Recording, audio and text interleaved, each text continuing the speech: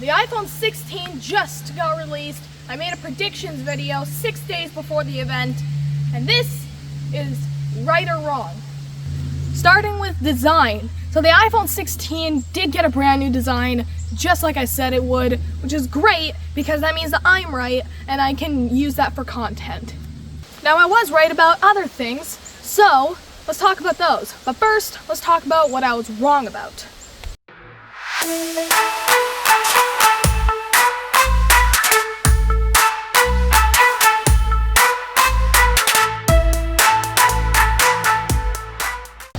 So in my video, I said that the iPhone 16s would all have different prices except for the Pro Max.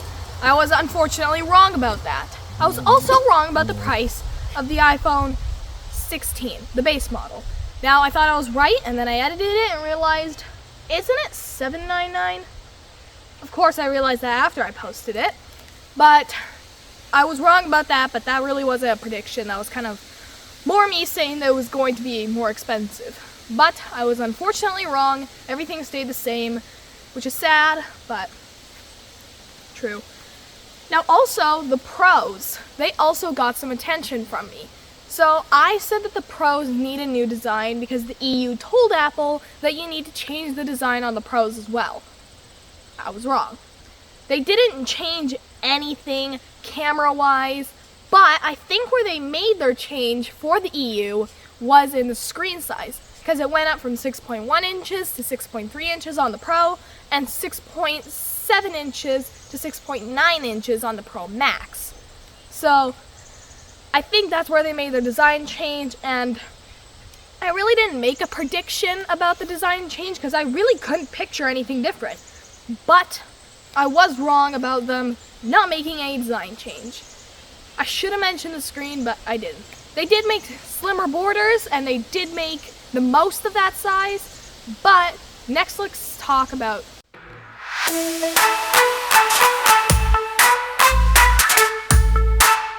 the iPhone 16 chipset actually did change like the prediction said.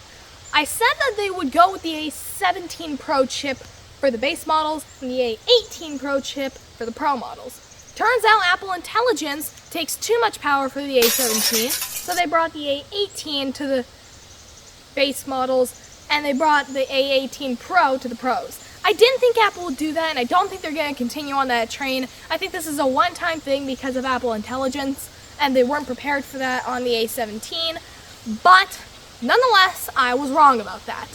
But now, let's talk about the watches.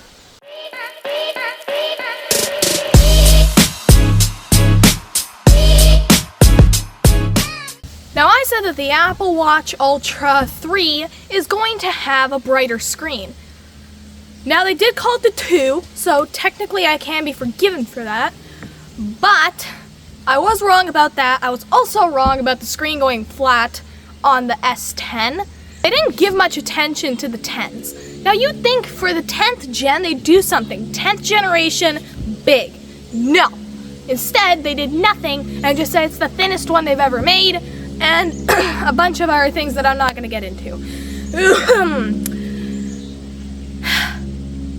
But they also kind of copied Samsung. Now, I didn't make any prediction about this. I'm just going to give you a little bit of a summary along with if I was right or wrong about the prediction. But if you watch the Samsung recent event, early July, they released the watches. And those watches had a sleep apnea detector, sensor, whatever.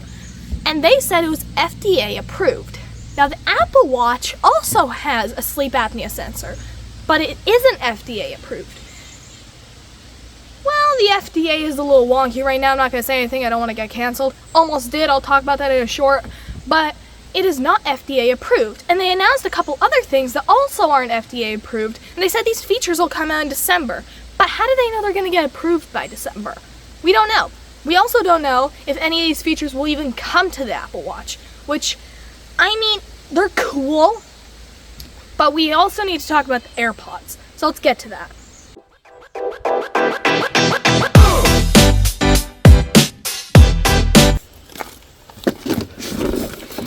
AirPods. They're such an essential part of too many people's lives. Not me. But Apple didn't change anything, which means that I was right. Because I said that Apple is not going to change anything with AirPods. They're too famous. AirPods just can't get anything changed. Unless they went to the Bean, which Apple wouldn't do, because that just doesn't make sense for their brand. Now, they did, however, change the shape slightly. Now, I want you guys to let me know in the comments if that is considered change or if that's considered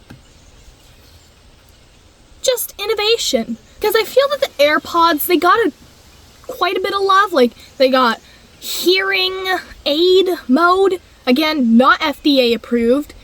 They got a new transparency mode, not FDA approved. They got a bunch of new things that are not FDA approved, and they said they're going to be coming later in the year, but they're available, like, in a week, which I feel is a little cheeky. But then again, companies do some cheeky things.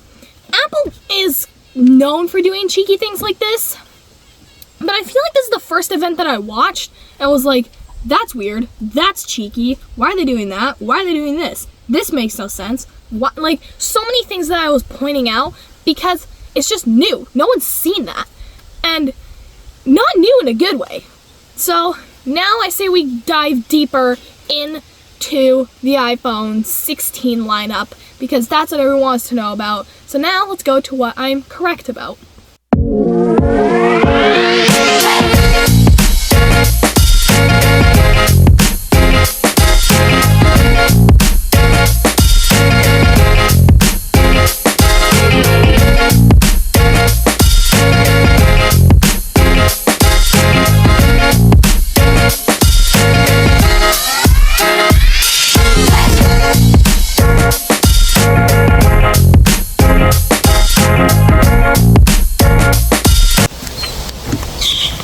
The iPhone 16 got its basic camera upgrades, which is nothing, but they did get some upgrades, like a new display, new look.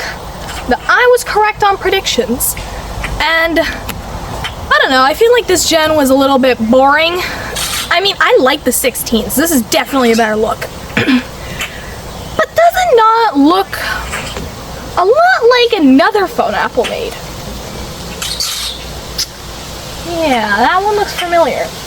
But does it also not look a little bit like a phone that another brand made? Dang. Well, I already made a short about that, so if y'all want to go check that out, it's on my page. It's probably like 4 videos ago. But the iPhone 16 Pro, I'm disappointed. Okay, so we talked about the screen size. The camera's got a minor improvement, but I like the 4K. I like that they upgraded that. It's been 4K 60 for a while, so I'm glad they're upgrading that. I'm glad they're doing something with it. I'm not glad that they really did nothing new, you know? I mean, the camera's got some good improvements. The ultra-wide actually got a nice improvement. It's now 48 megapixels while being 12 for a while. That's good. I'm glad they're giving the ultra-wide some attention. I'm not happy with how they advertised it. Now, they showed that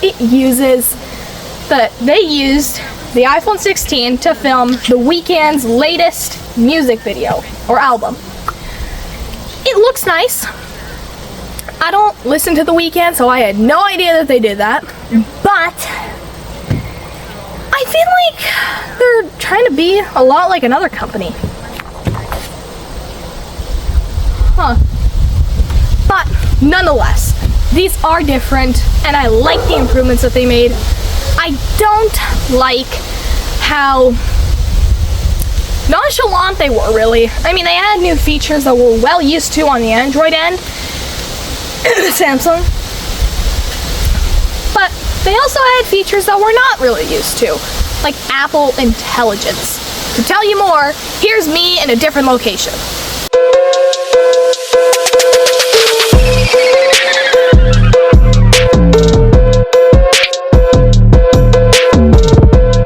So, Apple Intelligence. This is exciting. There's a couple things that aren't exciting, but let's talk about what is exciting. So, the iPhone 16 lineup is all gonna get Apple Intelligence the exact same way. I'm glad that they didn't do what I predicted of this. I also heard that same person say that they're gonna get different AI features than the Pros. And I can see that. I'm glad they didn't do that. You know, it's a good thing. They all get the same features for the same price. And these big improvements for the same price. I like what they're doing. They're trying to innovate. Not doing too good of a job, but they're innovating. They're doing something, you know? You know what else Apple did? They kept the price the same. It's a good thing. But we didn't get the SE4. We weren't really expecting it. I didn't predict it really, but we didn't get it. But you're here to hear about Apple Intelligence. So Apple Intelligence brings something new to Siri. It basically makes her interact different. Is Siri a him or a her? Let me know in the comments. But they basically brought it new looks. New looks, new animations, great. Siri's getting some love. But, you know what they didn't do? Some image generating. And they did add, to be fair, they did add some image generating. Not hardcore though. I want hardcore image generating. To tell you more about that, here's me in a completely different location.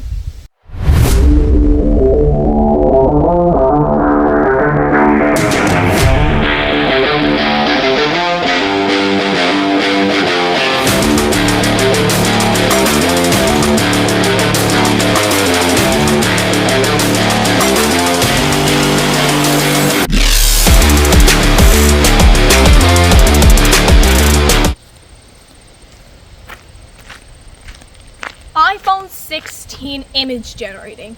It's the future of image generation. Don't mention Samsung. But it comes with cons, but it does actually give us new things. So image generating can generate images, really nice images, according to them, but really bold, rugged, nice images that we've all been wanting. Yeah, those people. But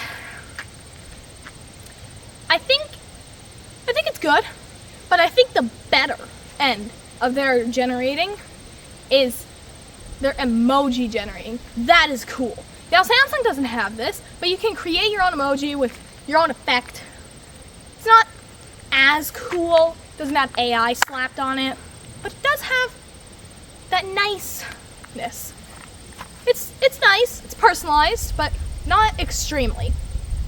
Now, of course, Samsung has their own, that you make your avatar, but Apple brought it in a way that you could just quickly generate it and then send it to someone in the same conversation real quick, which is great. So, yeah. I think that's all we could talk about today. It's all y'all got time for. Thanks for watching, and outro.